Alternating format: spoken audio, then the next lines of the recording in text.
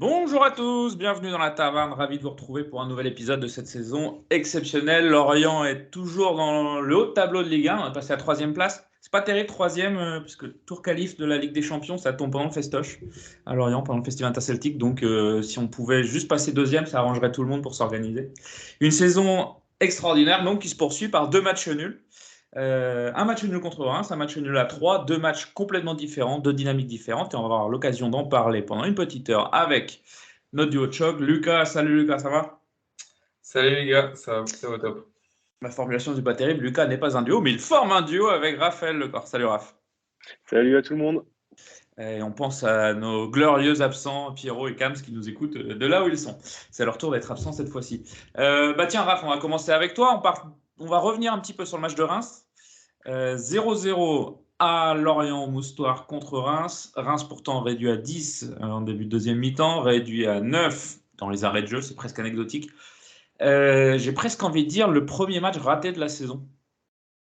Ouais, raté parce que impuissance démontrée aussi sur une bonne partie de la rencontre. On avait clairement en plus l'enjeu de pouvoir truster cette première position au classement. Ça aurait été sympa d'aller chercher cette première place. Globalement, beaucoup d'approximations aussi durant la rencontre, des fondamentaux qui étaient un peu moins là dans la conduite de balle, etc. Peut-être aussi un temps d'adaptation compte tenu aussi du coup des blessés au moment du démarrage du match, puis la réorganisation après la sortie de Mofi. Donc beaucoup de choses aussi qu'on jalonné la rencontre qui n'étaient pas forcément très positifs. Globalement, moi, ce qui m'a le plus pas choqué, mais du coup euh, le plus perturbé, c'est vraiment de sentir l'équipe pas être capable d'accélérer et de trouver des solutions. C'était peut-être la première fois où le génie un petit peu qu'on arrivait à avoir, ou en tout cas sur certaines séquences, on le voyait un petit peu moins sur ce match. Donc ça s'est traduit par ouais, une incapacité à finalement mettre de la vitesse. Moi, je retiens aussi du coup le match de Kathleen aussi qui était sur son côté où on a l'impression qu'il aurait pu faire X débordements, elle n'aurait jamais réussi à faire la différence. Et l'entrée de Koné qui a pas été suffisante non plus devant pour faire la différence. Donc, et triste et déçu de voir un Mofi sortir. Et puis, sur le moment, sur le coup, tu te dis quand même que ça pouvait être plus grave que ça. Ça a l'air de pas être si grave que ça, puisque il arrivera à réintégrer le groupe très prochainement. Mais on a tout de suite senti, et je finirai peut-être sur ça, un coup de massue d'un point de vue psychologique à la sortie de Mofi, où voilà, le ciel te tombe sur la tête et tu as l'impression que tu vas pas réussir en l'absence de Kaloulou, Abergel et Mofi à faire quelque chose de ce match, pourtant qui nous tendait les bras avec une réduction de l'équipe rémoise à 10. Terem Moffi qui a repris l'entraînement hier, hein, enfin hier, pardon, on est mardi aujourd'hui, donc lundi, qui a repris l'entraînement lundi, si je dis pas de bêtises. Ouais, il posait le pied à la fin du match quand même pour l'avoir vu à la sortie du stade. Donc ça avait l'air d'être pas si grave que ça, mais on peut comprendre qu'une telle torsion sur un match comme ça, tu prends pas de risque. Et de toute façon, il pouvait plus poser le pied, il était plus du tout athlétique dans ses appuis. Justement, Lucas, on a un peu la sensation sur ce match-là que c'est le tournant du match, parce que les 15 premières minutes sont quand même bonnes. On se procure des occasions. Mofi sort et voilà, ça s'effondre comme un soufflet. Piouf. Ouais, c'est ça. Est-ce que c'est une perte de confiance un peu collective parce que Mofi, on sait que c'est quelqu'un qui va porter l'équipe de par son comportement, de par ses appels aussi. Il crée des espaces. Il, il va dire prendre de la profondeur. En fait, il va beaucoup gêner la défense. Après, moi, ce que je retenais de ce match aussi, c'était vraiment au milieu de terrain où je pense que c'est vraiment un des matchs où on perd un peu la bataille du milieu de terrain pendant un moment du match. On est tombé face à un milieu de terrain avec Matusiwa, avec Lopi et un troisième. Mais en tout cas, voilà. Munetsi. Voilà, Alors, je ne Mounetsi, connais pas du tout ces mecs-là, mais j'ai la compo sous les yeux. Je un peu rassure. plus de densité. Ils étaient un peu plus agressifs à la récupération, je trouvais. Et ça a gêné un peu dans, on va dire, le fait Ponceau avait moins de temps, je trouve, pour justement porter le ballon et attendre le décalage ou fixer. Et en fait, ça nous a beaucoup gêné. En fait, on décalait pas mal sur les côtés et après, c'était des 1 contre 1. Et on a vu Kathleen et et Ouattara. Kathleen Ouattara, c'est ça. Les 1 contre 1 n'étaient pas très efficaces en 1 contre 1. Ils étaient souvent arrêtés. Et c'est pas forcément le genre, on va dire, de système d'action qu'ils affectionnent. Donc là-dessus, je pense que ça a beaucoup joué. Ouais, Ouattara, Raph, qui fait pas un match extraordinaire contre Reims. Hein. Non, pas terrible, mais c'est pas le seul à avoir fait une prestation, on va dire, médiocre. En fait, d'un point de vue production offensive, c'est un des matchs où on, on a, on est allé le moins loin, en tout cas, que ce soit en X-Goals ou autre, en frappe cadrée notamment. Donc, je pense que c'est toutes les squads offensives qui s'est sentie un petit peu orpheline d'un terrain de Moffier, comme l'a dit du coup Lucas, au-delà de ses appels et de sa puissance dégagée et de sa justesse devant le but là depuis le début de la saison, c'est aussi ses capacités à jouer au cœur du jeu, si je puis dire, et à décrocher de temps en temps, pas tout le temps, mais en tout cas à décrocher, d'aller apporter le danger et à venir en foutre un peu le bazar finalement dans la gestion des marquages côté défense adverse, et aussi d'exploiter par des déviations assez judicieuses, bah, du coup, exploiter les ailes. Là, on l'a pas du tout, on le voit pas du tout dans le registre de Koné, c'est beaucoup plus lent, ça décroche beaucoup moins lentement, voire pas du tout. Donc plus facile de jouer sur un Koné en attaque placée que sur des jeux de transition, ça c'est sûr.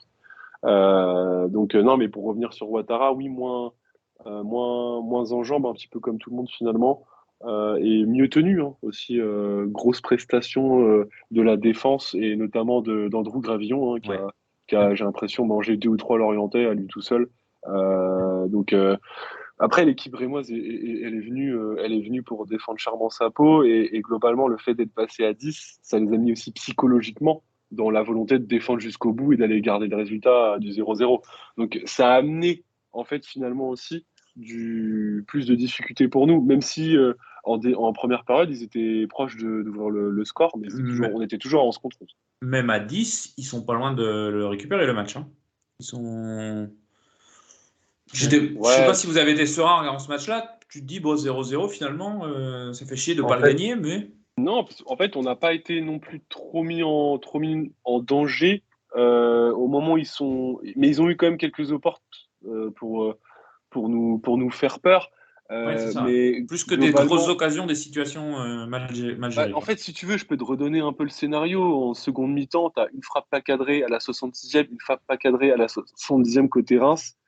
Et 79e, c'est sauvé par le gardien. Donc, tu as 3 incursions rémoises en deuxième période, deux frappes pas cadrées et une Ouais. frappe qui finit dans les gants de Vogo. Pour moi, c'est vraiment la frappe du pied droit dans la surface à la 25e de Munetsi, qui est l'occasion la plus franche avec un ballon qui arrive de la droite. Là, une de balle ça, franchement, elle aurait dû être dedans. Clairement, il avait l'opportunité d'ouvrir le score à ce moment. Lucas, un des facteurs sur ce match-là aussi qui a peut-être pesé, enfin qui a pas eu l'effet escompté, c'est les entrants. Je te rappelle vite fait pour en mettre ça en tête, Stéphane Diarra qui fait pas une mauvaise rentrée pour le coup, mais Koné et Gerbic, le revenant, qui sont un peu transparents à leur entrée. Koné a joué une petite demi-heure, Gerbic aussi 20 minutes, une demi-heure, et ils n'ont pas apporté. Non, Koné a joué n'importe quoi, il a joué 75 minutes, Ouais, 65 minutes, pardon, n'importe quoi. 65 minutes. Et Gerbic et Diarra, par contre, eux, ont joué une vingtaine de minutes et ils n'ont pas apporté grand-chose, quoi. Ouais, ouais, c'est ça. Bah, déjà, pour revenir d'abord sur Koné, c'est un joueur, on va dire son principe, c'est un joueur de surface. Et déjà, on a une équipe qui se centre, je crois que c'était Raph ceux qui disait ça ou qui a été sorti ça sur Twitter, qui centrait le moins en Ligue 1. ouais, c'est Donc toujours déjà, le cas d'ailleurs. première chose, très peu de ballons à jouer pour lui. Il jouait face à une défense à 5, donc énormément, peut-être un ou deux défenseurs sur lui, malgré, même après le rouge, justement, ça s'est encore resserré sur lui. Donc, c'est pas un joueur qui tient bien le ballon, donc aussi pour se situer. Et il n'a pas les repères aussi avec le milieu de terrain et ses ailiers. Donc, il y a beaucoup de facteurs comme ça d'adaptation que c'était pas le bon contexte pour lui de jouer dans un tel match. Et, je pense que si on parle de Gerbic, bon, voilà, il essayait pas trop se placer non plus. Ouais. Manque de Un peu repères, en très clairement. retrait. Comment? Un match raté? Manque de repères comme pour Gervitch, pardon. Oui, manque de repères, en fait. Il a dû recevoir des consignes, évidemment, mais aujourd'hui, quand tu n'as jamais joué dans un collectif qui est déjà très bien huilé, les joueurs ne te cherchent pas. On le voyait un peu se placer un peu entre les lignes, mais au final, on ne sait pas trop s'il se cachait ou pas. Ses appels n'étaient pas assez tranchants. On a l'impression qu'il hésitait à faire ses appels parce qu'il n'était pas sûr de lui. S'il recevait le ballon, en fait, c'est un gros manque de confiance, je pense, de sa part qui s'est installé et c'est tout à fait normal. Et donc, quand on combine, et les deux n'ont jamais joué ensemble aussi, hein, quand on parle de Koné et Gervitch, donc voilà, pas trop de Ouais, puis complémentarité. c'est ça, j'allais te dire, est-ce qu'ils sont vraiment complémentaires? Et sur Gervitch, en plus, nous, on s'attendait vraiment à. Ça sentait le match clé pour Gervitch, tu vois. Ouais, Mofi Ouais, se totalement. blesse. Hein? et puis je crois qu'il tire 2 coups francs. Ouais. Ouais, il en tire un qui est pas mal tiré, puis le deuxième qui est un Ouais, peu c'est ça. saccagé, là. Ouais. Non, oui, c'est sûr que tu te dis, bon, et encore une fois, il joue que 25 minutes. Euh, je pense aussi qu'on est assez désorganisé au moment où il rentre, Mm. parce qu'on essaie de repasser en une sorte de 4-4-2 bizarre. Enfin, du coup, au milieu, on tient plus trop le ballon au final. Donc globalement pas terrible quoi. Est-ce qu'à votre avis, le fait de pouvoir passer premier de Ligue 1 ce jour-là, si tu gagnes, tu passes premier, on attend le PSG qui jouait le soir contre Marseille, je crois, le Classico. Le classique, comme on dit sur Canal+. Est-ce que ça a pu jouer dans les têtes des joueurs, à votre avis?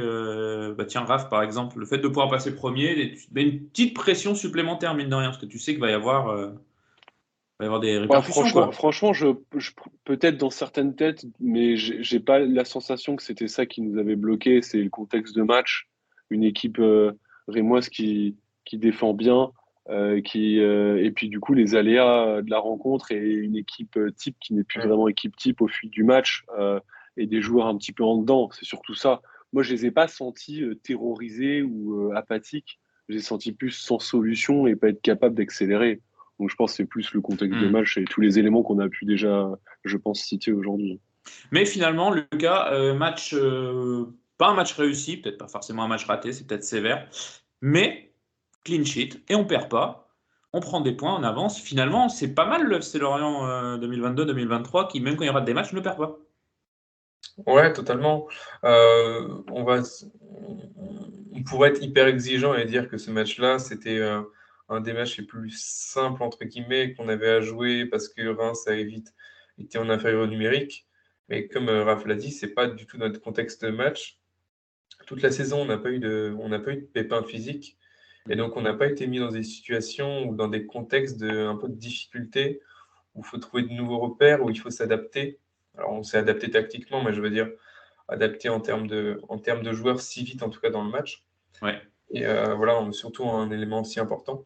Donc, donc voilà, c'est ça. Peut-être un coup de moins bien aussi physiquement, parce que Reims était quand même très fort physiquement, au-delà des profils, ouais, très agressif. Et je pense que ça nous a un peu surpris. Ça nous a un peu coupé les jambes là, en première mi-temps.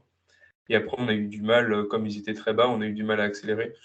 Donc voilà, faut pas s'inquiéter. En tout cas, sur ce match-là, c'est juste un match moins bien et on va le voir par la suite. Et justement, l'occasion de se rattraper, c'était ce week-end, déplacement à 3. 3, pareil, une équipe en difficulté dans ce championnat, j'ai plus leur classement sous les yeux. Est-ce qu'on peut dire, résultat mis à part, on commentera le résultat plus tard si vous voulez bien, mais résultat mis à part, est-ce qu'on peut considérer que le rattrapage a été validé, Raph?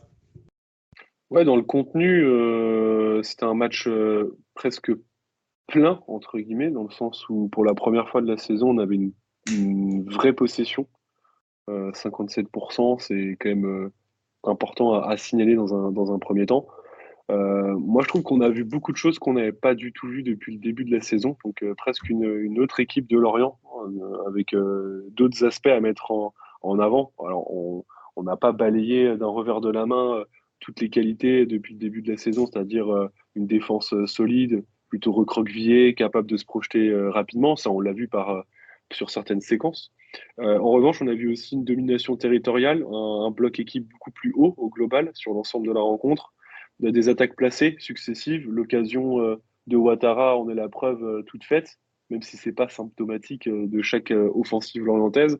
Et après, le jeu dans le petit périmètre, la capacité de continuer à défier. Et on est une des équipes les plus dribbleurs de ce championnat. Je crois qu'on est troisième ou quatrième là-dessus. Donc du coup, c'est symptomatique, encore une fois, de l'action de Diarra qui vient frapper tout seul en se créant un tout petit espace entre trois ou quatre défenseurs troyens.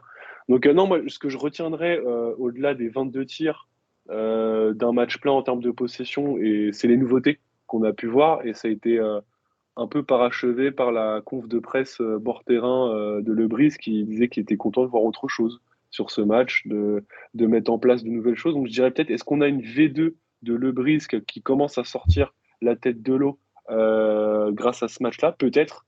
En tout cas, on voit qu'on est capable de faire autre chose que concéder le ballon, comme face à Clermont par exemple, à domicile, et d'évoluer en contre. Là, on est capable de faire autre chose, prendre le jeu à notre compte, même si on a subi entre la 35e et la 50e minute, on a fait vraiment quelque chose d'assez sympa à regarder déjà. Et ce qui nous a manqué, c'est aussi de conclure des occasions toutes faites.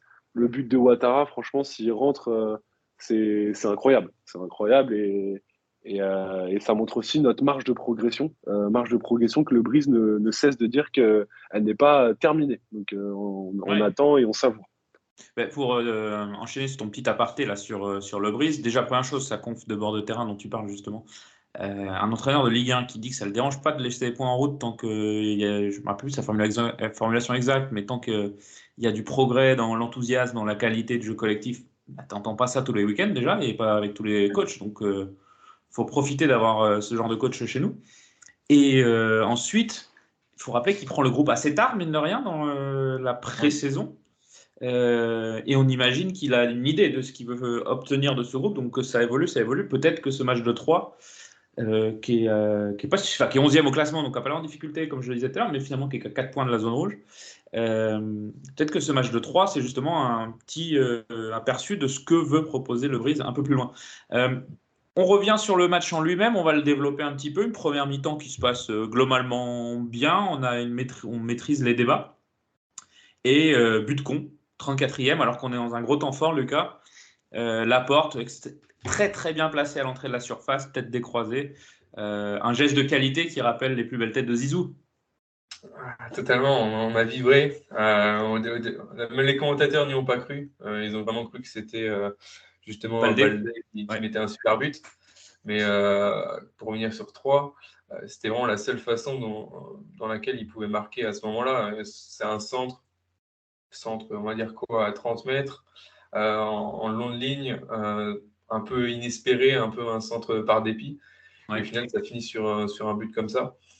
Je pense, on va pas dire qu'on paye, ça veut rien dire ce que je veux dire, mais on a eu une certaine réussite depuis le début de saison sur certaines actions. On n'avait pas connu ces matchs où justement, dans les deux surfaces, on était moins en réussite, on était moins efficace dans les deux surfaces.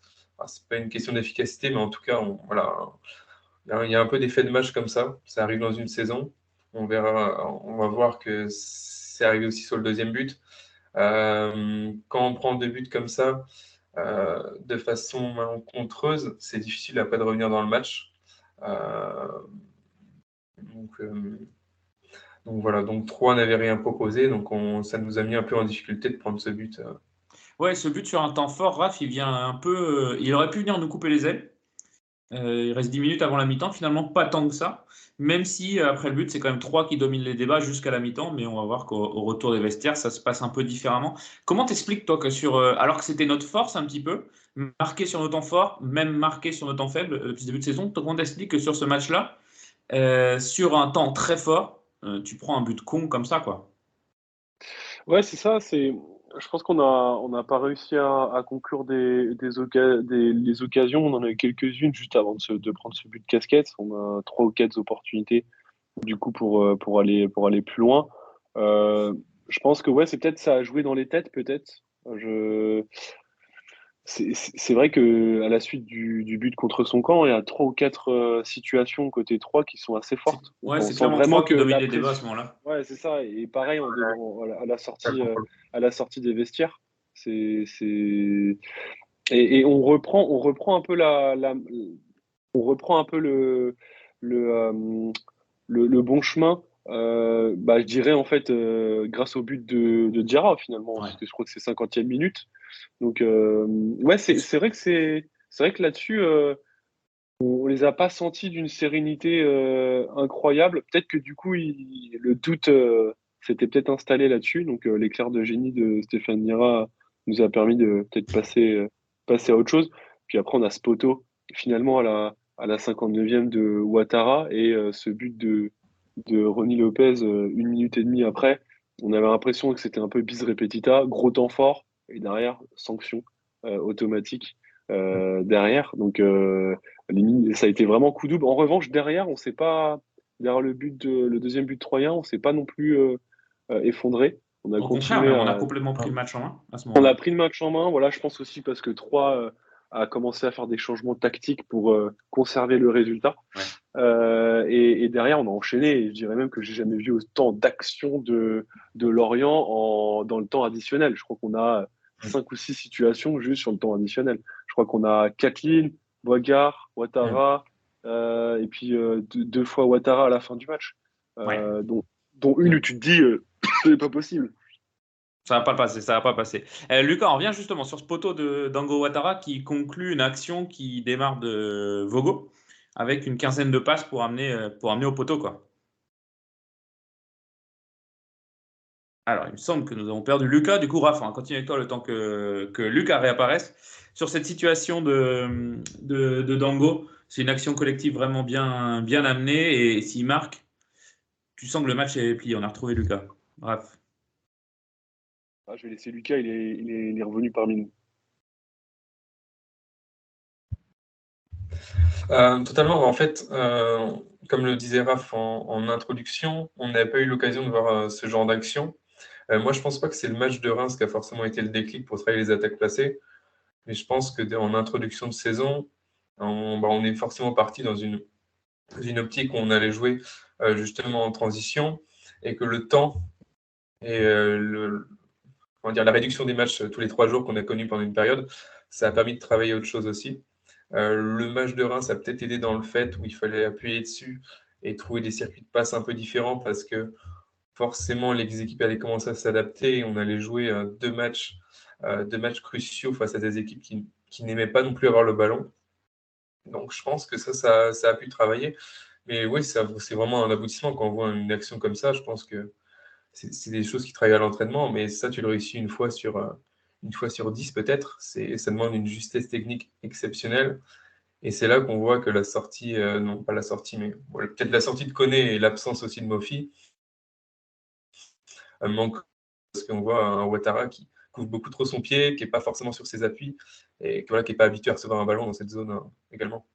Ouais, tu as cet enchaînement en fin d'action juste avant Dango. Là, c'est Ponceau Diarra qui font un 1-2, un jeu tout en remise. Là, c'est à l'entrée de la surface. C'est magnifique, Raph. Ouais, et globalement, je sais pas si tout le monde a touché le ballon, je crois pas. Mais enfin, en fait, c'est un ballon qui arrive sur Vogo, qui remet juste tout de suite. Donc au final, c'est une occasion qui est symptomatique aussi du but qu'on prend juste après. C'est-à-dire en fait une relance, enfin du coup une volonté de rejouer depuis Vogo. Je crois que c'est 5e ou 6e gardien le plus utilisé au jeu au pied. Donc c'est-à-dire aussi qu'il est sollicité pour les relances, etc. Ça là-dessus, ce qui est cool à voir, c'est que le ballon part à gauche, après renversement à droite, ça repart dans le cœur du jeu. Il y a un dédoublement, je crois, de Lebris qui fait un appel à vide sur la droite, ça repart à gauche, il y a un renversement du coup à l'entrée de la surface, ça combine bien le petit périmètre. Franchement, il y avait tout. Il y avait tout dans cette action et on peut pas vraiment en vouloir non plus à Ouattara. Il fait aussi les bons déplacements et il participe Alors, au je jeu vais me là-dessus. permettre de Après, t'interrompre, Raphaël. Excuse-moi. Tu dis on peut pas en oui, vouloir à Dango. Alors, on peut pas en vouloir. On peut pas en vouloir. On va pas assassiner sa famille parce qu'il a raté ça. Mais quand même, elle est. ah Il non, doit la mais je mettre, suis d'accord, Lucas. Lucas, il doit la mettre. mais regarde son Ouais, déplacement franchement, regarde son déplacement Oui, sur non, non, mais le. attends, mais tout est bon, ouais. même son geste est bon, sauf que bah il cadre pas quoi. Enfin, je veux dire, c'est Non, ça le problème, Lucas. non, mais totalement. Mais de toute façon, après, c'est un peu à l'image de son match aussi, même si on a vu quelques bonnes choses quand même de Dango Ouattara sur ce match. Mais on l'a vu un peu tenter des gestes, un peu des frappes aussi en perte d'appui quand il essaie de revenir sur son pied droit, comme il faisait en début de saison et qu'il était plus en réussite.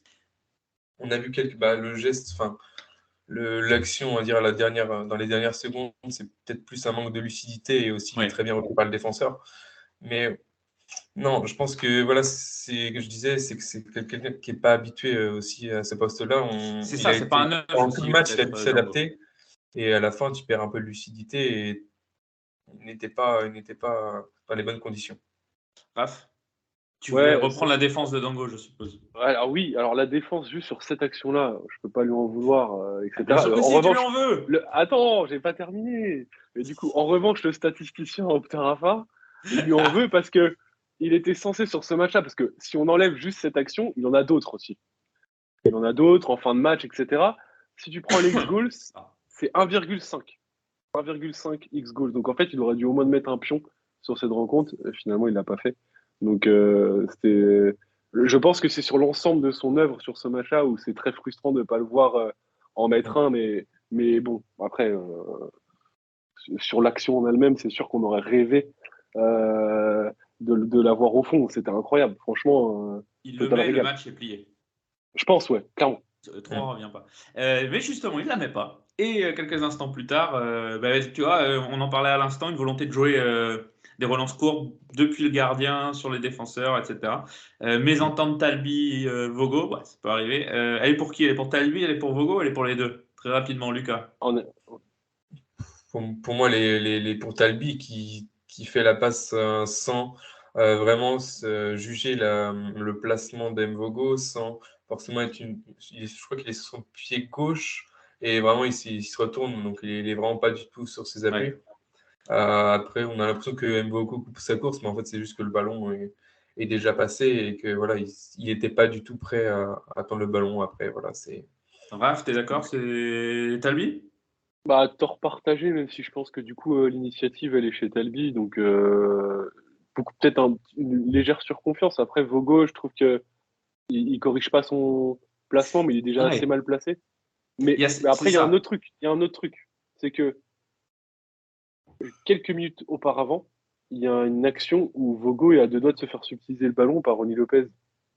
Et d'ailleurs, il l'avait expliqué. Juste avant que je marque le but, j'avais vu que ça jouait à la baballe.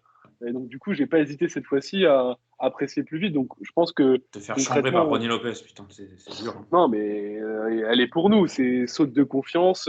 Mais est-ce qu'au final, excuse-moi, je t'interromps une nouvelle fois, est-ce qu'au final, j'ai pas envie de dire c'est pas grave, mais presque, tu te dis, de toute façon, on a décidé qu'on jouait comme ça, on aspire les équipes en les faisant presser et en cassant le pressing, on se crée des situations. Tu sais que sur 1, 2, 3 fois dans la saison, tu vas te manger un truc comme ça, quoi. Ouais, et c'est marrant que tu dis ça parce que du coup, on est une des équipes qui perdons le ballon le plus proche de nos buts. Je crois qu'on a 120 pertes de balles dans nos 40 mètres. Ça a fini sur une vingtaine de tirs, mais 0 but pour l'instant. Là, ça fait but. Ouais. En soi, c'est un ballon perdu dans nos 40 qui fait but. Donc, est-ce que c'est pas un prix que tu acceptes de payer sur la mais saison? Complètement. C'est la philosophie de jeu de Lebris. C'est ce qui fait la grosse différence entre le schéma Pélissier et le schéma Lebris. C'est qu'on relance proprement de notre base arrière, qu'on trouve les solutions beaucoup plus propres pour faire le liant avec l'attaque, plutôt que de balancer des grandes saucisses devant. Elle est là la grosse différence. Mais sinon, on continue à jouer bloc bas, on continue à exploiter nos contres. La seule différence face à 3, c'est qu'on a vu des attaques placées, une possession plus sereine. Mais sinon, ça ressemble à la même chose, sauf qu'il n'y a pas la même âme derrière. On prend beaucoup plus de risques derrière. Peut-être parce qu'on a aussi les joueurs pour le faire. Et un gardien, peut-être qui prend plus de risques et qui est peut-être plus apte à faire ce genre de choses. À faire du jeu au pied, quoi. Plus apte à faire du jeu au pied. Et puis, ça aurait pu nous assassiner, ce but, nous tuer mentalement. Et finalement, non, ce qu'on disait tout à l'heure, il y a un sursaut d'orgueil, une envie d'aller. J'ai presque envie de dire d'aller chercher la victoire.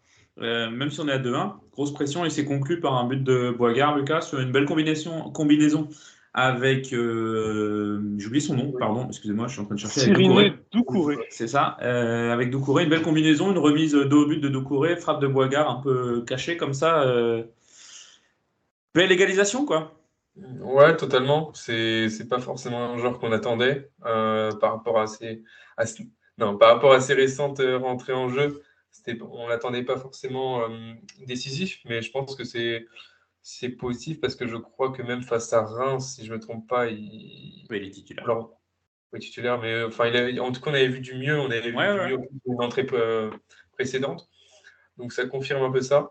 Ça va sûrement lui donner beaucoup de confiance, mais pour appuyer aussi sur Doucouré, je comprends pas trop pas la haine, mais le déferlement qu'il y a sur lui, alors que c'est ses premiers matchs, on va dire, dans l'élite. Alors justement, j'avais prévu ici de vous citer quelques joueurs sur ce match-là et donner votre avis un peu sur la prestation. D'où commence la partie? On commence par Boigard, pardon, tant qu'on était dessus. Boigard qui, on le sait, ou en tout cas on croit le savoir, en début de saison, ne faisait pas forcément partie des plans de Régis Lebris, qui a été un peu mis au frigo. Et finalement, le jeu des blessures, on n'en a pas parlé, mais Laurent Bergel est toujours blessé. Le jeu des blessures fait qu'il a sa chance, et bah, j'ai un peu l'impression que bah, il arrive à prendre sa chance, il marque, ça récompense ça. Raph, Boigard, bah, finalement, est-ce qu'il n'est pas en train de gagner sa place dans la rotation de Lebris? Il gagne sa place dans la rotation. Mais je pense que Oui, du oui, bien coup, sûr. si un Washish avait peut-être pas été blessé et plus démontré du coup ses capacités, peut-être qu'il aurait été préféré dans ce rôle-là. Ouais. Bon, Après, après, c'est le jeu, hein. les C'est le absents jeu ont toujours tort voilà. et les blessés aussi. Aujourd'hui, en tout cas, il fait le job dans le fait de suppléer au milieu de terrain et il apporte quelque chose en plus, en tout cas beaucoup plus que sur ces 2 dernières saisons. Aujourd'hui, il rentre dans un match où on a une phase de possession forte et où on pousse. Il touche 25 ballons en 28 minutes, ce qui est quand même pas mal. Ouais, ouais. Il marque un but. Il est quasiment capable de mettre un deuxième en copier-coller. Et plutôt assez précis à la passe. Il fait 2 passes clés. Non, c'est plutôt honnête. Et je trouve que même d'un point de vue euh, effort, déplacement, etc., c'est un petit peu mieux. Il met plus de tonus, je trouve. Donc, je sais pas si Ouais. il a pu mieux se préparer physiquement et du coup avoir ouais, peut-être plus de Ouais, avant. confiance là-dessus. Mais C'est peut-être des détails, tu vois, une pommade chauffante avant de rentrer, des choses comme ça. non, mais concrètement, son entrée, elle est un, décisive, et deux, elle te donne envie de voir un petit peu plus de choses, quoi. Donc, tu te dis pas que c'est le 18e ou 19e gars sur la liste, tu te dis Ouais. plus que c'est le 14e ou le 15e, quoi. Non, puis Euh, il y a aussi il y a quelque chose quand même qui transpire. C'est une sensation que, alors, la phrase cliché, le groupe vit bien, mais en tout cas, quand tu vois Garbage qui a pas une minute de jeu et qui est à fond derrière l'équipe, qui participe aux célébrations, qui console Mofi quand il se blesse, quand tu vois Boigard qui était au frigo et qui rentre dans le groupe, qui saisit sa chance, qui marque, etc., bah, c'est après, c'est plus facile d'avoir un groupe qui vit bien quand tu es deuxième de Ligue 1 ou troisième que quand tu es c'est sûr. 19e, c'est sûr. Et quand tu te régales à l'entraînement, comme c'est le cas selon les joueurs eux-mêmes. Mais voilà, ça laisse transparaître quand même des choses positives. Et pour Boigard, pour le coup, bah, c'est bien. On est peut-être en train de retrouver le Boigard qu'on avait vu son premier semestre chez nous, qui avait été correct, voire même bon. Et après, il se blesse Lucas. Ouais, bah non, bah, pour continuer là-dessus, en fait, on a beaucoup parlé aussi pendant les 2 ans que le jeu qui était proposé, comme pour un Le Fut, comme pour d'autres joueurs, a un peu dénaturé, en plus de ça, en plus de ses blessures. Et je pense qu'il s'y retrouvait pas du tout, il se retrouvait pas du tout dans son football qu'il pouvait pratiquer à Toulouse. Et donc là, petit à petit, même s'il a eu peu de temps de jeu, bah, en fait, comme il se retrouve dans ce qu'on propose, il retrouve ses sensations. Et bon, on va pas parler trop vite, mais en tout cas, Ouais, je ouais. pense que ça aide Ouais, dans t'as raison. Il y a un contexte certaines circonstances. global qui fait qu'il peut plus s'épanouir et montrer ses qualités, c'est clair. Alors, le deuxième joueur dont je voulais parler, bah, Lucas, tu l'as mentionné, c'est Cyril Doucouré. Une rentrée qui n'est pas extraordinaire, mais finalement passe décisive. Et il faut pas oublier que c'est un joueur qui vient de National, quoi. Ouais, totalement. Et puis, donc, il fait une très mauvaise entrée. Donc, j'ai plus le match où il fait une très très mauvaise entrée et que là, tout le monde lui tombe dessus. Ben, c'est pas Donc, à Brest. si c'est possible, ouais, Ah si, si, si, c'est ça, ouais, c'est ça, c'est C'est ça. ça, Où il hein. doit tuer le match Ouais. mais voilà, là, c'est un joueur. Donc, je sais pas son expérience en national, mais même, voilà, il arrive dans l'élite. On voit qu'il n'est pas encore sûr de lui, qu'il c'est pas au niveau de la motricité, mobilité. Encore, il y a beaucoup d'hésitation. Il ne sait pas trop comment ou faire les appels. On l'a vu un peu trop personnel sur certaines actions, mais c'est pas question. Je pense pas que c'est une question de volonté de jouer seul. C'est juste que, en fait, il est pas du tout habitué à ce contexte-là. C'est Puis il a 20 pas ans, du tout ce quoi. qu'il. Non, mais il a moi, 20 je ans, pense il a que dû jouer une Et trentaine voilà, de il matchs avait avec Châteauroux au cours de sa carrière. Je dis il a dû, non, j'ai les stats ça, sous les ils ont yeux. vu qu'il y a une adaptation qui est nécessaire. Hein. Faut pas lui mettre une pression Et puis si Le Bris le fait insupportable. rentrer à ce moment-là sur ce match-là, c'est qu'il a des garanties, ou en tout cas, si c'est pas des garanties, il voit des choses à l'entraînement, quoi. Bien Il le sûr, fait pas rentrer pour lui faire plaisir, il est pas là pour ça non plus. non, totalement. Raph, tu veux Non, je rajouter un pense mot que c'est sur un Dupont? passage. ouais, je pense que visuellement, il fait un peu besogneux. On a l'impression qu'il a un problème un peu de conduite de balle. Je pense aussi c'est ça qui fait sourire certaines personnes. Après, en vrai, la remise sur Boigard, elle est propre de chez propre. Hein. Dans la course, tu peux pas faire mieux. En soi, juste là, en pivot. Après, ouais, sur Brest, c'est frustrant parce que tu sens que si c'est un autre joueur, clairement, je pense qu'il la donne, il la donne et ça fait but pour Mofi, je crois. Ouais, je crois que c'est ça, ou Koné, je sais plus. Euh, et, euh, et Mofi. ouais, c'est Mofi. Et là, non, je pense que ce gars-là, il est aussi stressé. Hein, tu vois, il panique un peu. Il panique. Mais Je pense qu'il est déjà au il a 20 taquet. ans. Il Ouais, je débarque de pense qu'il est National, aussi il se au. retrouve à jouer chez le troisième de Ligue 1, quoi. Et puis, et je pense qu'il est au taquet de ce qu'il est capable de faire avec ses aptitudes aussi. C'est-à-dire, ça va plus vite, il faut prendre des décisions beaucoup plus rapidement. Et du coup, tu as l'impression qu'il est jamais en pleine, enfin, à fond dans ce qu'il est capable de faire ou de voir. Il est toujours apeuré, etc. Je pense qu'il y a un peu de ça. Et techniquement, je pense qu'il a encore quelques faiblesses. Et du coup, ça se voit, quoi. Ça se Mais c'est un voit. profil un peu atypique, très grand, très longiligne. Il a presque une allure à aller claquer des doubles-doubles avec le CEP, quoi. Et finalement, Non, non, mais voilà, c'est un profil un peu atypique. Je pense que ça fait partie des quelques critiques qu'on a vues aussi qui disent, bon, c'est une grande perche comme ça, mais s'il joue, encore une fois, enfin, Le Bris n'est pas là pour faire de. C'est pas Make-A-Wish, quoi. 1m93. Donc s'il le fait rentrer, c'est qu'il y croit. Un autre joueur dont on va parler, c'est Théo Lebris, parce qu'on n'en a pas parlé depuis le début de ce podcast, mais Gédéon Kaloulou également était blessé et est absent. Et Lebris fait mieux que remplacer. Il fait un match très solide contre Reims, Lucas. Ouais, totalement. J'avais pu le critiquer quand j'en parlais l'année dernière parce que je l'avais vu au poste de latéral droit en National 2 et je l'avais trouvé catastrophique sur une partie des matchs. Mais là franchement, transformé. Euh, Malgré en fait sa corpulence, sa morphologie, qu'on pourrait dire, il va se faire bouger justement, notamment un type de match très disputé face à des équipes de ce type, de ce profil, avec ce profil-là. Il fait un match hyper solide. Il fait un retour à un moment qui est assez exceptionnel. Il fait jouer sa pointe de vitesse. Et même au-delà de Il a ça, trois dans les poumons, le duels. mec. Comment? Ah, il est Il a trois poumons, le revenu. mec. C'est fou. Il est revenu euh, comme une balle et tac laser. Ouais, ouais, Boum, je récupère le ballon, je relance. Propre. Mm. C'est fou. C'est ça. Et puis très sûr de lui dans ses 1 contre 1 défensif. Okay. Donc voilà, une grande adaptation parce que justement, on l'a vu au poste d'allié en début de saison, au poste de milieu de terrain. Donc dans des tâches défensives qui étaient peut-être moins importantes parfois. Et là, il sait s'adapter en étant très bon dans ses 1 contre 1 justement défensifs, très sûr de lui. Voilà, une maturité qu'on ne devinait pas sur les premiers matchs de la saison. Et puis voilà, je pense que ça apporte aussi de l'incertitude pour les adversaires, parce que des fois, ils peuvent tomber sur Gédéon Kaloulou, des fois sur Théo Lebris. Donc c'est plein de possibilités aussi pour le coach, et c'est hyper intéressant. On continue un petit peu notre passage sur le joueur. Raph, tu voulais rajouter quelque chose peut-être sur Ouais, Théo? ouais, sur Théo Lebris, il y a un autre truc, c'est qu'il touche beaucoup de ballons aussi, hein, plus que le Goff sur le match face à 3. Il est très utilisé, disponible sur l'occasion de Ouattara qui finit sur le poteau. Il fait un appel à vide pour créer le danger aussi. Enfin, concrètement, enfin, c'est un vrai piston presque. Hein. Franchement, je sais pas ce que vous en pensez, mais il est capable d'évoluer sur tout le côté. C'est vraiment solide. Je pensais pas le voir à ce niveau-là à la fois sur palette offensive comme défensive. On voit qu'il est capable de marquer aussi. Donc, non, franchement, qu'honorable quand tu vois Ouais. le niveau d'un Kaloulou, quoi. Puis c'est pareil, lui aussi, il vient à l'étiquette neveu du coach en début de saison. C'est pourquoi il fait jouer Lebris, machin. Il fait pas jouer parce que c'est son neveu. Encore une fois, Ah bah là, c'est pas une ONG, c'est pas la coupe chaton du conseil départemental. Tu fais jouer les mecs qui sont bons, quoi. il fait fermer Donc quelques bouches, je pense.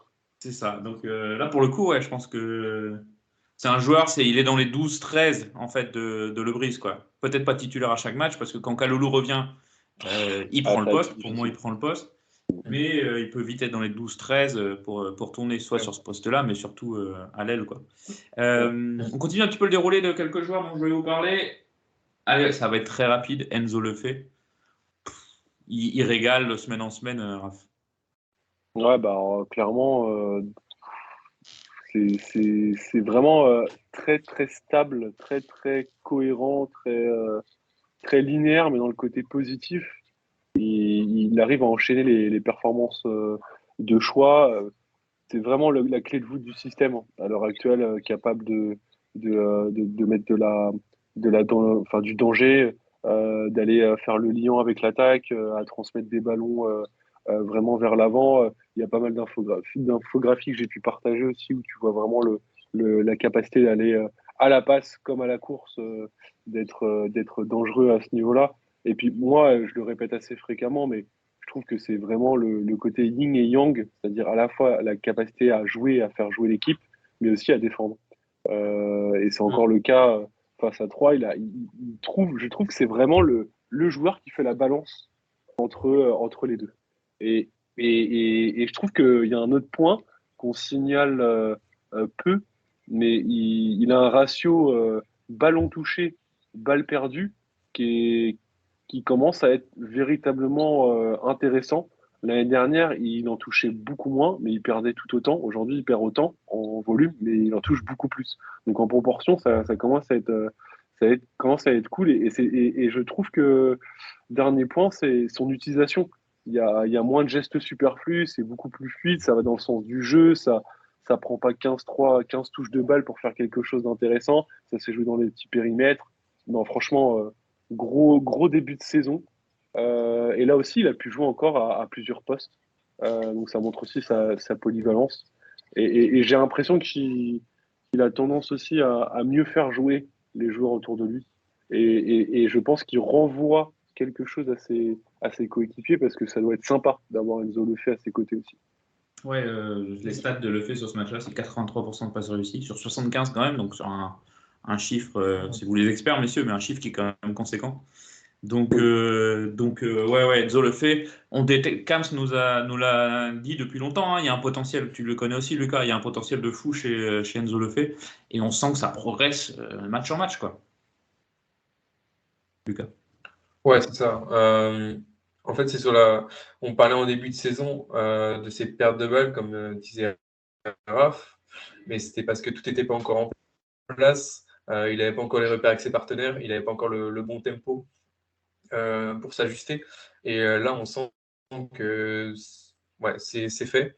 Et puis autour de lui, même avec un milieu qui a changé, des fois il a été numéro 10, des fois il était plus bas, maintenant il est plus bas, il est aux côtés de Bonke Innocent. Les repères sont quand même là parce que ça parle un peu le même football. Parce que voilà, même les jeunes, quand on parle de Lebrise, quand on parle de Ouattara, quand on parle de Lefebvre, quand on parle de Ponceau, ils ont tous été formés à la même école, ou en tout cas formés, préformés. Donc forcément, ça va plus vite. Et aujourd'hui, on va avoir une grande saison, je pense, d'Enzo Lefebvre. Tiens, j'avais pas prévu d'en parler, mais t'en parles. Bonke qui fait un match très correct, voire même très bon à la récupération. Raph. Ouais, solide et puis sobre dans le bon sens du terme, à la passe. Il fait 2 passes clés, autant que le fait sur ce match. 41 passes réussies, 97% de la passe, donc très peu de pertes de balles. Il en a perdu 2, soit le joueur qui en a perdu le moins, c'est quand même à signaler. Donc très très sobre, c'est pour ça que j'utilisais le terme de sobre. Bon dans les duels aussi, sauf sur les duels aériens.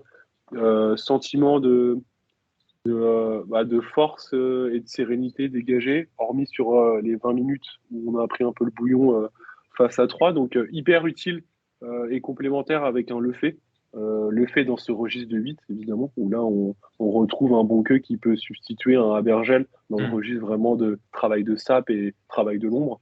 Après, on lui a pas demandé non plus de se projeter énormément vers l'avant, même s'il a une situation. Quand vous regardez les positions moyennes, c'est évidemment celui qui reste en retrait, mais c'est déjà le cas d'Abergel dans les nombreux matchs qu'il a pu disputer à ce poste, dans ce rôle. Ça reste toujours un petit peu derrière pour Ouais. s'assurer une assise défensive sur les transitions. Et en parlant de position moyenne, je regardais la position moyenne de la charnière centrale, c'est juste sous le rond central. C'est quand même curieux. Ça veut quand même dire qu'on a joué assez haut sur ce match-là. On va pas parler de la charnière centrale aujourd'hui. On avait prévu de faire un débat. Y a-t-il une meilleure charnière en Ligue 1 que Talbi Laporte? On va attendre un petit peu. Hein. On va oublier ce match-là et on en parlera un petit peu. Dernier joueur dont je voulais parler, c'est Stéphane Diarra qui marque son premier but sous les couleurs du FC Lorient. Mine de rien, ça fait 3 ans qu'il est là, premier but.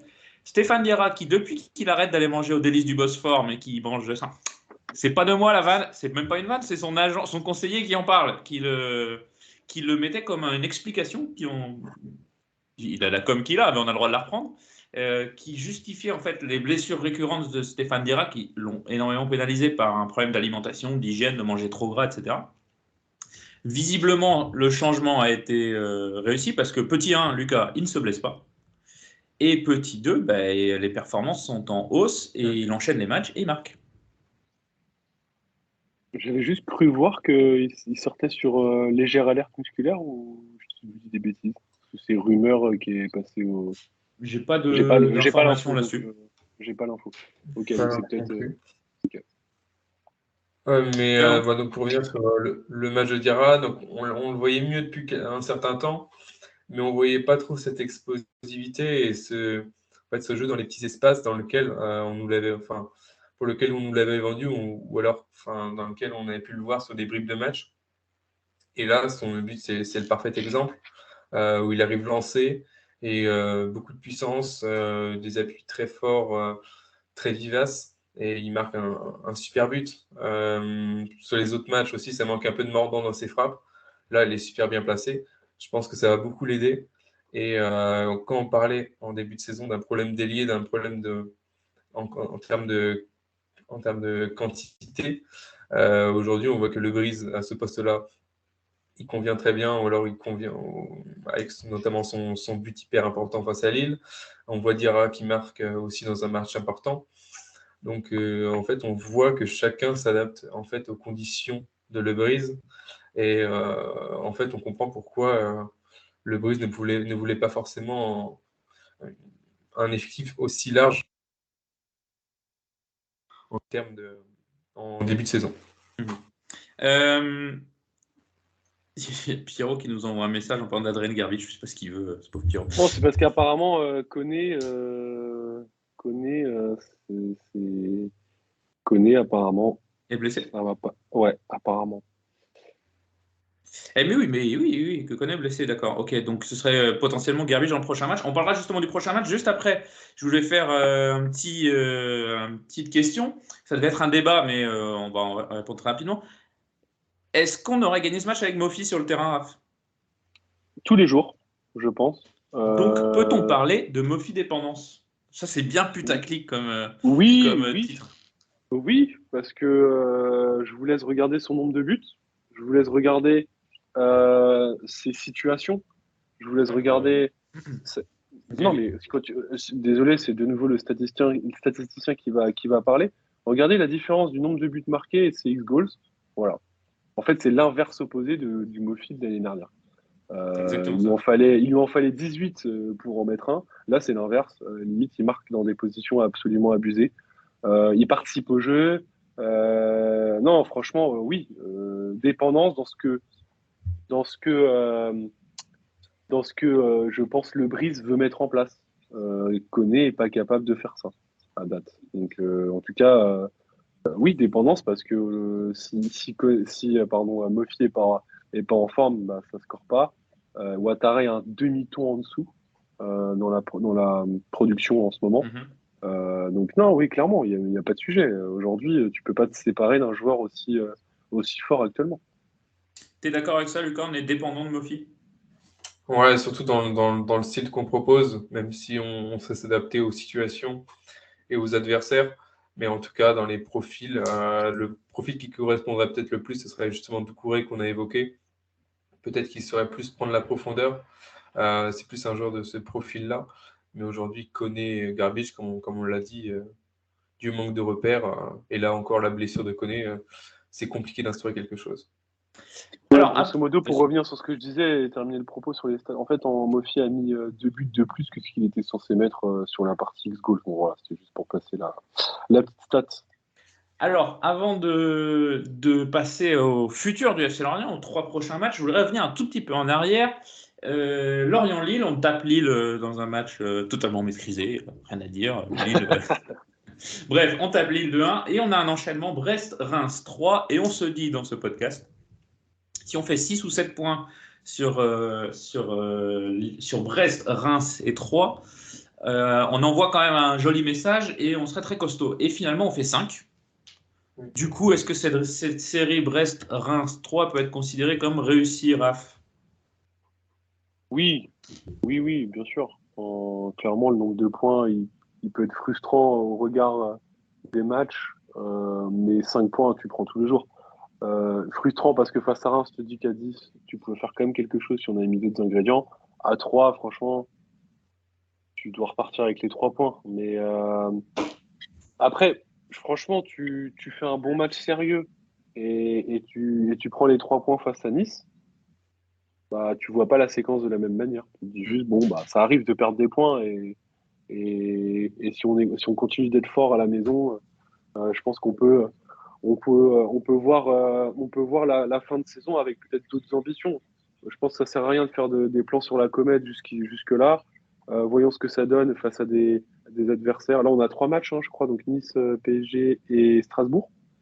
Et Donc, c'est une transition on fera parfaite. on fera la synthèse de tout ça après ces 3 matchs et je pense qu'on fera un épisode spécial peut-être. Et du coup, là-dessus, franchement, je vais faire la fameuse prenons les matchs les uns après les autres. Mais concrètement, je pense qu'il n'y a que ça à faire. On récupérera en plus les joueurs blessés probablement à 100% après la Coupe du Monde. Donc, faisons ce qu'on est capable de faire au maximum et puis on verra bien. Alors justement, la suite du calendrier, tu l'as dit, ça passe par Nice au Moustoir. Oui, au Moustoir, dimanche prochain, 30 octobre. On reçoit le PSG pour un match au sommet. Match au sommet de la Ligue 1 le Ah, il y 6 aura tout le novembre. monde là, je pense. Il y aura tout le monde. Et il y aura tout le monde. Bah, Bergel Sauf sera nous. probablement pas remis. Hein. Non, mais tout le monde, je veux dire, il y aura tout le monde, c'est-à-dire tous les journalistes, les télés du Ah monde oui, entier. Ça va être ah, incroyable. c'est sûr, Ça va être c'est incroyable. sûr. Et puis déplacement à Strasbourg pour finir cette première partie de saison, puisqu'après c'est la Coupe du Monde qui commence au Qatar. Donc on ne se reverra pas avant après Noël. On se reverra pas après Noël. Donc Lorient-Nice, 28 décembre, 28 Montpellier. décembre, enfin le week-end du 28, donc je sais pas si c'est un week-end, j'en sais rien, je pense sans savoir, comme d'hab. Donc Lorient-Nice ce week-end, Lucas, 30 octobre, dimanche 17h05, Lorient-Nice. Est-ce qu'on va revoir Mofi? On ne sait pas, il a repris l'entraînement, donc on va le considérer comme incertain. Tu penses qu'on verra quoi? Le 11 qu'on a vu à 3? Bah, du coup, avec l'incertitude aussi sur Koné, mais en termes de donc, Kaloulou qui sera peut-être aussi encore un peu juste. Ouais. Il a Je pense réintégré le pas. groupe. Ouais. Donc peut-être rentrée de Kaloulou. Après, ouais, sur le poste de numéro 9, je suis même pas sûr qu'il mette Grabic, comme on en parlait. Au final, même si sur 3, il ne fait pas rentrer un pur attaquant, même si c'est, je trouve, ça peut, sur 90 minutes, ça peut impacter quand même dans le mauvais sens du terme. Permets-moi d'en être un peu. Enfin, je suis pas sûr de ça, tu vois. Je pense qu'il fait rentrer Doucouré dans un contexte particulier de match où on a la possession, etc. Sur un match complet, si Koné n'est pas disponible, j'ai du mal à croire qu'il mette Doucouré titu. Alors, pour moi, il met Personnellement. Garbage. Pour moi, il met Ouais, Garbage. je pense. T'as pas Mofi, t'as pas Doucouré. Ou alors, C'est incompréhensible de ne pas mettre Adrien sur ce match-là. Mais sinon, Oui. tu flingues sa valeur marchande, elle est à 0 €. Tu l'achètes à Lidl, le gars, hein, et à la si fin tu du match. mets Dango en pointe comme il l'a déjà fait, tu mets Diarra à droite et C'est à une gauche, tu possibilité. mets Théo. Tu peux Si mettre Kaloulou est de Kathleen retour. aussi. Donc Kathleen à gauche, Ouattara dans l'axe et Diarra à droite, comme on a vu finalement. C'est possible aussi. Alors justement, Ouais, juste sur les blessures, un tout petit point sur les blessures, excuse-moi Lucas, je reviens et comme ça on peut finir le débat sur, enfin on peut finir, on aura une idée précise de qui est dispo ou pas. Koné, donc en fait qui est probablement commotion cérébrale hein, Ouais, protocole commotion. Ouais. contre 3, suivi médical spécifique mis en place cette semaine. Durée de son indisponibilité sera précisée dans les prochains jours. Clairement, ça sent pas bon pour Nice. Mofi poursuit les soins selon le protocole établi. On sait qu'il a repris l'entraînement lundi. Abergel, on ne le verra pas avant la Coupe du Monde.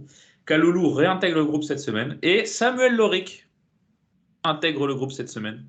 Les cartes sont-elles redistribuées? Vincent Le Goff en danger. On en parlera dans un prochain épisode de la Taverne. Du coup, moi je vois plutôt que Garbage titulaire.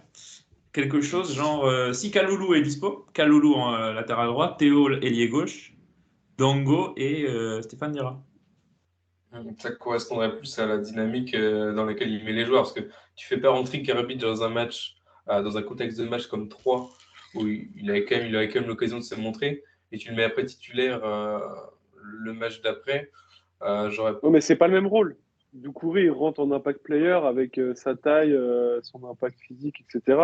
Je pense pas que le gars et le garçon soient prêts même à faire 60 minutes. Tu vois. C'est plus ça ce que je veux dire. Ouais. Après, je suis d'accord avec toi dans la hiérarchie, le fait de faire rentrer Katin, je crois, plutôt qu'Adrian face à 3, ça le place dans la hiérarchie. Il a préféré faire jouer Dango Ouattara en numéro 9. Et je pense qu'en effet, c'est d'abord cette option-là, puis Gribic et puis Doucouré, je pense, en tout cas. Bah, parce que je vois ça comme ça. Après, face à une équipe comme Nice, après Nice, c'est comme une équipe malade, comme quand on joue à Strasbourg aussi. Donc, on peut aborder ce match avec plus de confiance. Mais jouer sans neuf, je suis quand même sceptique. Mais voilà, Gerbic qui rentre pas, moi, enfin, je me répète, hein, mais j'ai du mal à comprendre comment il faut être titulaire. Justement, cette série-là, avant de passer à nos pronostics, Nice, PSG, Strasbourg, 9 points à prendre.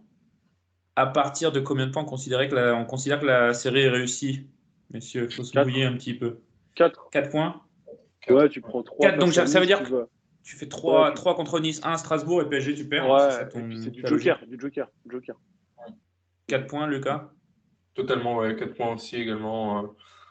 Vu la dynamique donc de Nice et Strasbourg, c'est abordable, sur le papier en tout cas. Ouais. Et après, voilà, et après Paris, ça compte pas. Ouais. Après, PSG au moustoir, ça a tendance à nous réussir, faut aussi le dire. Maintenant, le PSG vient pas forcément en roue libre à Lorient. Proche Coupe du Monde. Est-ce que tout le monde sera aligné? Est-ce que les joueurs vont être à 100% de leurs moyens? Bon. Est-ce qu'ils ne joueraient pas de la Ligue des Champions? Ils vont venir chez nous, le PSG. Si, ils iront à la Juve, ils iront à Turin le mercredi avant nous. Mais le match du PSG, c'est tellement impossible à prévoir. Sur le papier, tu perds. Faut aussi être réaliste et tempérer les émotions. Est-ce que vous voulez rajouter quelque chose sur ce Lorient-Nice avant qu'on passe à la suite? Non, c'est bon. Les jeunes, c'était Coupe de France ce week-end, Lucas, c'est ça? Ouais, c'est ça. Donc, pas grand-chose à dire là-dessus. Par contre, vous avez été très très nombreux à nous poser des questions, que ce soit sur Twitter, que ce soit sur Insta. Pierrot n'étant pas là, je vais me charger moi-même de faire une petite sélection que je fais en ce moment même. Une première question, c'est une petite vanne. Est-ce que le but de Laporte, c'est dans le plus beau de sa carrière? Très clairement. Alors, question de Coquito de la Vega. On voit un peu partout que personne ne nous voit continuer sur ce rythme. D'après vous, le fait que notre équipe est encore très sous-estimée ne fait-il pas notre jeu? Bodmer avait évoqué le sujet chez Roten en évoquant Leicester. Alors, il y a beaucoup de choses dans sa question. La première, c'est personne ne nous voit continuer sur ce rythme. La question, en fait, sous-jacente, j'imagine, c'est est-ce qu'on va continuer comme ça jusqu'à la fin de saison, Raph? Aussi haut dans le classement, en fait, avec d'aussi bons résultats et un aussi joli jeu. Comme ça, sur la moyenne de points engrangés, ça risque d'être difficile quand même. Parce que notre moyenne de points par match elle est quand même très forte. Dans le contenu, dans ce qu'on a envie de développer, je vois pas Le Bris proposer autre chose avec son équipe, sauf si on a des blessures et des blessures, etc. partout. Là, en fait, il a un énorme matelas de sécurité niveau points. Il va aller jusqu'au bout de son projet. Il va vouloir faire tout ce qui ça va être son laboratoire. On est à quoi, 16-17 points de la 16e place? Ouais, alors en tout cas, moi ce que j'avais fait quelques petits calculs pour essayer de trouver le nombre de points qu'on allait obtenir du coup à la fin juste avant la Coupe du Monde. En scénario le plus positif, j'avais mis 34, on est déjà à 27. Et j'avais mis en scénario le plus bas 27, on est déjà à 27. Donc Non, je pense on va continuer, mais après, voilà, rester au-dessus de la barre des 2 points gagnés par match, c'est dur. C'est très dur. Je nous vois plus un peu entre les deux, entre 1,75 et 2, peut-être, un truc comme ça. Et ça nous amènerait déjà à une très jolie place, hein. Donc, si on tient ce rythme-là, tu joues l'Europe automatiquement. Donc, Alors attention quand même, attention, parce qu'on a vu Lens qui a régalé la saison dernière et qui n'a pas accroché l'Europe à la fin, hein. Ouais, mais à la dernière journée, quasiment. Ah, ben oui, Non, mais ils oui, l'ont pas accroché. après, non, mais bien sûr. Oh, et puis aujourd'hui, on voit bien que notre destin, il est relié à deux, trois gars, hein, aussi. Donc, et je crois que je le disais il y a un mois et demi, parce que tu posais à peu près la même question. Je disais, bah, en fait, ça va être surtout notre condition physique, grand 1, et 2, la capacité de Lebrise à intégrer tout le monde dans le collectif. Donc je pense que ce deuxième point, il est validé, à l'image de ce que Lucas disait sur les entrants comme Boigard qui rentre avec la banane. Par contre, sur la condition physique des joueurs, je pense que finalement, la Coupe du Monde tombe à point nommé, qu'on arrivera à refaire une petite préparation physique et que derrière, on partira à fond les ballons. Donc je pense qu'on qu'on peut continuer à avoir un espoir et de s'accrocher du coup aux 5 premières places encore un petit moment. Alors justement, tu parles de la Coupe du Monde. J'ai deux questions qui ont trait à la Coupe du Monde. Je vais commencer par toi, Lucas. Question de Gilles Cunu. Je viens de comprendre le pseudo, excellent. Les joueurs n'ayant que peu joué jusqu'à présent, donc il cite Matsima, Aouchiche, Doucouré, Yongwa, Silva, et oui, Igor Silva, Aguervich, vont-ils profiter de la pause Coupe du Monde pour assimiler davantage les préceptes Le Brise et monter en puissance pour améliorer encore la compétitivité de l'équipe? Lucas, on sait qu'il y a une belle trêve là, qui va nous amener jusqu'à Noël presque. Qu'est-ce qu'ils vont faire les joueurs? Est-ce que ça va être vacances ou justement ceux-là ils vont bosser? Bah, alors je crois, j'ai vu certaines équipes, un peu leur programme. Par exemple, Lyon, je crois qu'ils avaient 2 semaines de repos. Après, ils avaient enfin, 2 semaines après, ils allaient se préparer physiquement. Je ne sais pas trop comment c'est organisé, mais dans tous les cas, après, sur les joueurs que tu cites, sur Yonghua, par exemple, on pourrait citer aussi Lorik, on peut en citer d'autres. C'est un peu des seconds couteaux où il n'y a pas forcément de rotation sur ces postes-là. Donc, ils vont pouvoir peut-être s'adapter plus au style justement de Le Brise, mais ils n'ont pas forcément l'occasion de le montrer. Il y aura la coupe qui va arriver. Mais clairement, je pense que après pour Gervich, je pense que c'est un problème plus profond. On en a déjà parlé. Mais je pense que même pour l'ensemble de l'effectif, on va encore sentir une appropriation et des liens entre les joueurs, notamment le numéro 9, sera peut-être plus complémentaire en termes de sortie de banc en post-Coupe du Monde, après la Coupe du Monde. Toujours sur Twitter et toujours par rapport à la Coupe du Monde, Raph, pensez-vous, c'est une question de Théo, T-H-E-A-U, Théo donc. Pensez-vous que Lorient sera plus ou moins à son avantage que les autres équipes de Ligue 1 pardon, en retour de Coupe du Monde? On rappelle qu'à date, des joueurs de Lorient qui iraient au Mondial, il y a Vogo qui serait pas loin d'être titulaire avec la Suisse, puisque Homelin s'est blessé avec Montpellier et Sommer, c'est ça, s'est blessé avec. Ouais. Il joue Sommer Dortmund? Non. Gladbach. Ok. Gladbach. Ok, d'accord, pardon. Il y a lui, il y a Talbi avec la Tunisie, il y a Darlene Nyongwa avec Sénégal, je crois. Alors là, ça a été lancé totalement au hasard. J'ai un énorme doute. Darlene Nyongwa, Ouais, c'est quoi? C'est le Cameroun, c'est le là? Cameroun. Non. Je sais pas Darlene. On connaît bien nos joueurs en tout cas. Ouais, non, mais là, en fait, je l'ai lancé totalement ça au hasard. Il est camerounais, excusez-moi. Darlene Nyongwa, donc avec le Cameroun. Et c'est à peu près tout ce qui devrait aller au mondial. On tait la rumeur, enfin on tait la rumeur. Ça parle beaucoup d'Enzo Lefebvre en équipe de France sur les réseaux. Raph, on n'y croit pas. Il faudrait encore quelques blessés pour qu'il y aille, hein. Ce serait incroyable, hein, pour lui, mais non, il y a Et encore un petit gap. voilà. Il y a encore un petit Donc gap. pour revenir à la question principale de Théo, c'était est-ce qu'après le mondial, Lorient sera avantagé par rapport à d'autres équipes? Bah, moi, je pense que oui. L'essentiel de notre effectif sera concerné par la reprise. On aura la capacité aussi à retrouver l'ensemble de nos joueurs à 100%. Là, il n'y a pas de blessure longue durée. On a fait la liste tout à l'heure. Au 1er janvier, on a tout le monde. Donc, je pense que Montpellier, le 28, c'est en milieu de semaine, en décembre, je pense que tu as l'équipe type qui doit jouer. Non, Je moi, j'ai rappelle comme ça pas. les demi-finales du mondial, parce que des équipes type PSG, type Monaco, Marseille, etc., qui vont, ou même Lens, hein, qui vont peut-être avoir du monde à partir du mondial. Tu peux avoir des joueurs qui vont pousser jusqu'en quart, jusqu'en demi, voire même en finale. Mais bref, les demi-finales, c'est le 13 et 14 décembre et tu joues le 28. Donc post-mondial, il faut se remettre dans le bain, c'est quand même pas facile. J'aurais Ouais, tendance après, à ça va penser comme toi que tu es concerner. avantagé. Oui, tu vas être avantagé. Après, sur les équipes adverses, ça va quand même concerner de moins en moins de monde au Ouais, fil de la compétition. Donc, c'est plus pour Lorient, le fait d'avoir quasiment tout le monde pendant toute cette trêve. ouais, Je c'est pense que ça. c'est plus cet aspect. Et plus le timing que tu gagnes à ne pas avoir de match à discuter, alors même que tu as des joueurs qui sont en reprise. Tu vois, Kalulu, Mollet, attention, rechute. Donc, à mon avis, ils vont pas le faire jouer là pour 2-3 matchs juste pour le blesser de nouveau. C'est un peu vicieux. À Bergel, on sait très bien que il aura besoin de ça pour se soigner. Et puis Mofi, on verra. Et puis Koné, bon, j'espère que c'est pas trop grave. Mais voilà. Question, elle est plutôt pour toi, Lucas. C'est Latouk qui nous demande quid du centre de formation du FCL. Il y a une génération exceptionnelle qui est sortie avec Le Brick, il y en a même plus d'une. On pense à Alexis Claude Maurice, par exemple. C'est pas cette génération-là, par exemple. Qu'en est-il aujourd'hui? Donc, qu'est-ce qu'il y a comme pépite du centre de formation qui devrait rejoindre le groupe pro d'ici quelques années? On pense forcément à Junior Croupi, mais il y en a d'autres. Donc, il y aura dans ce que je vois, il y aura quand même un petit creux en termes de profils qui vont sortir. Mais il y a tout de même de la qualité. Je parlais en début de saison de Cheikh Doumbia, justement, au poste de latéral gauche, qui a vraiment un profil très moderne, très rapide, qui prend la profondeur, très puissant.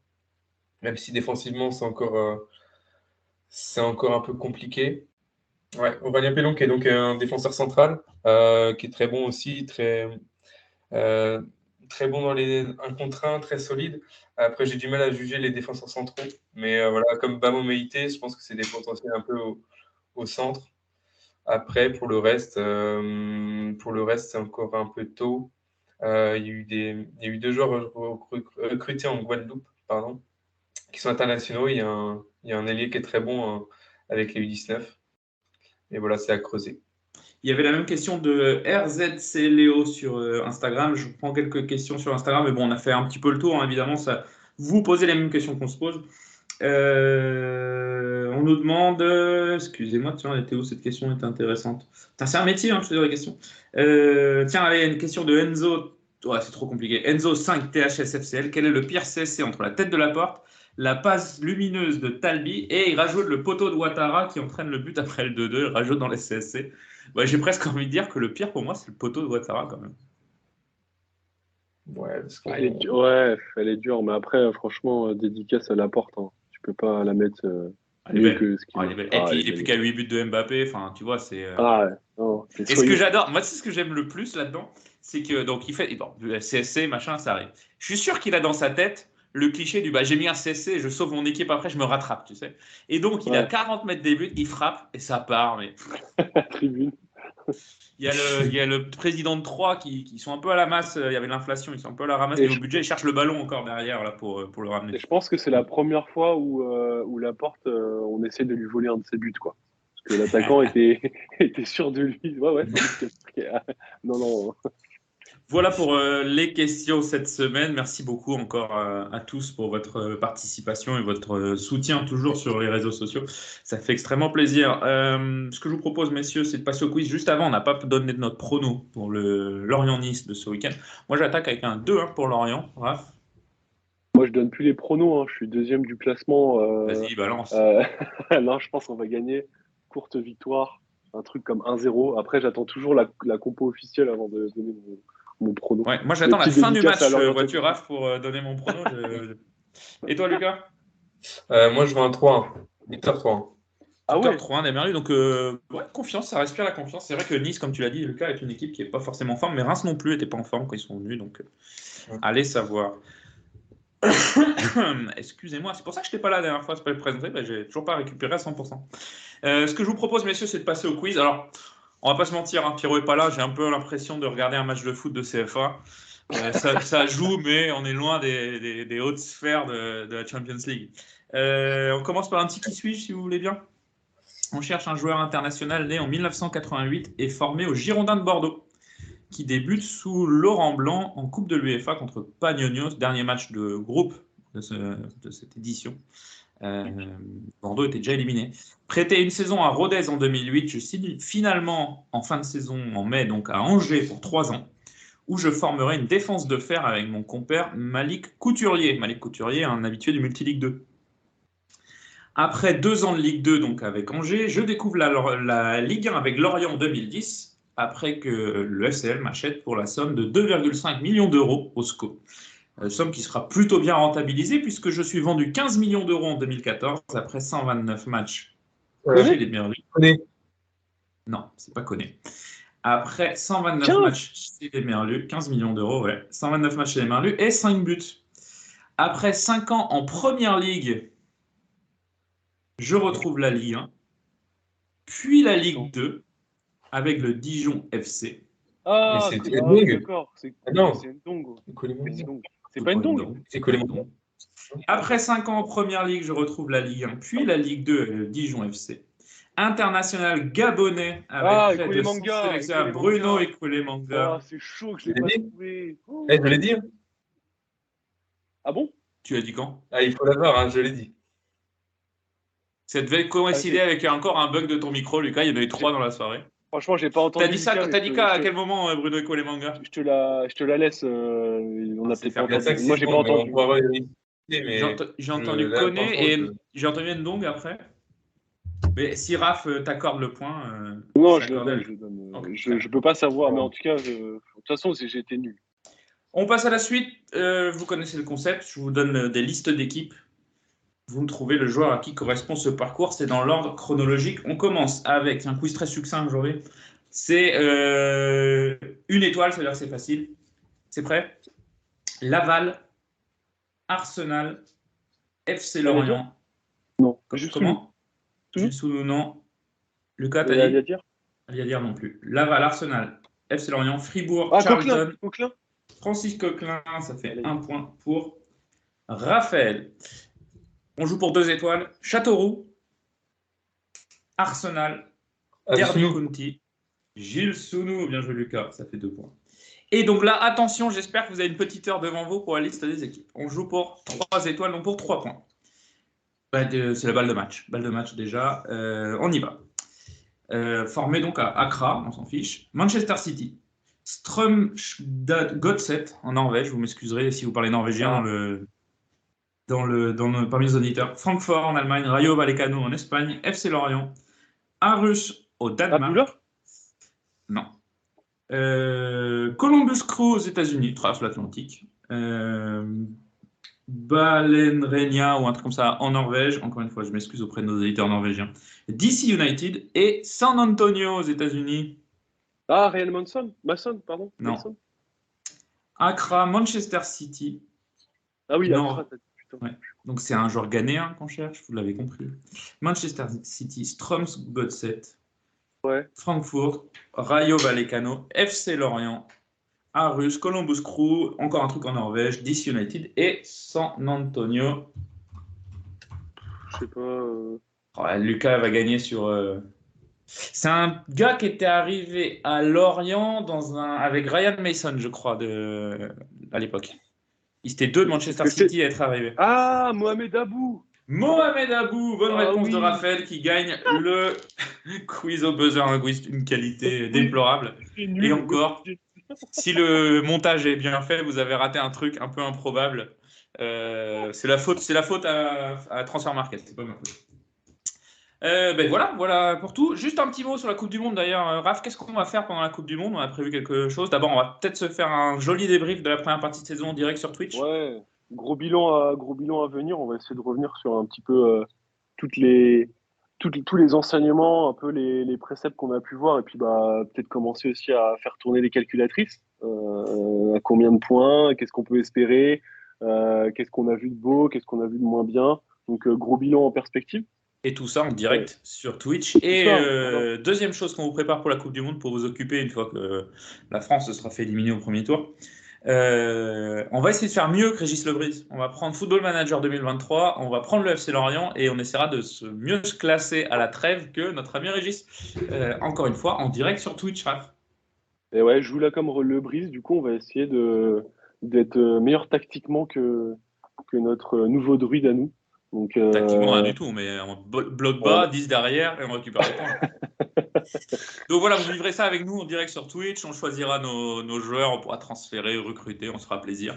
Le but du jeu, c'est d'arriver à la mi-saison avec un meilleur classement que le FC Lorient. Ce sera en direct. Vous participerez évidemment aux décisions avec nous en direct. On espère que ça vous fera marrer.